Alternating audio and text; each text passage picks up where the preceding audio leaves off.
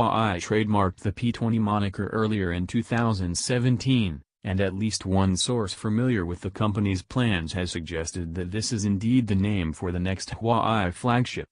P20 is a rounder number than 11, with fewer syllables, in English, anyway.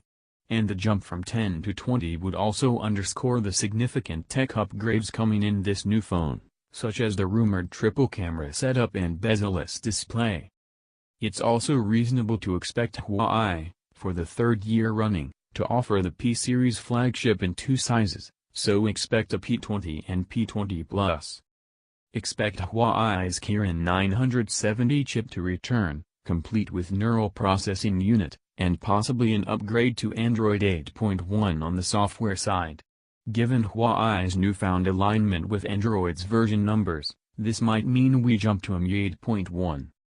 Android 8.1 is important for HUAWEI because it'll allow third-party apps to unlock the power of the NPU through Android's own neural networking APIs which aren't present in the older version 8.0. Besides that, expect the same core feature set we saw in the Mate 10 software, only in a more compact handset. With one major exception. HUAWEI's Leica-engineered cameras have finally started to hit their stride, with the latest iteration in the Mate 10 going toe-to-toe with the Google Pixel 2. The HUAWEI P20 series could take things even further, if one usually reliable leaker is to be believed.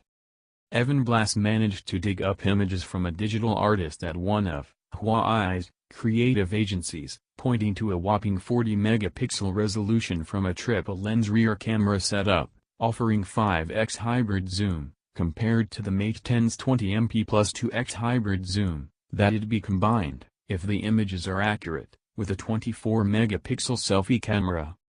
It had to happen sooner or later. Eventually, one of the big names in Android would emulate the iPhone X's infamous sensor cutout. This report comes from XDA, which did some digging in pre-release firmware and discovered references to a display with rounded corners and a central iPhone-style notch, likely used to house sensors and the front-facing camera.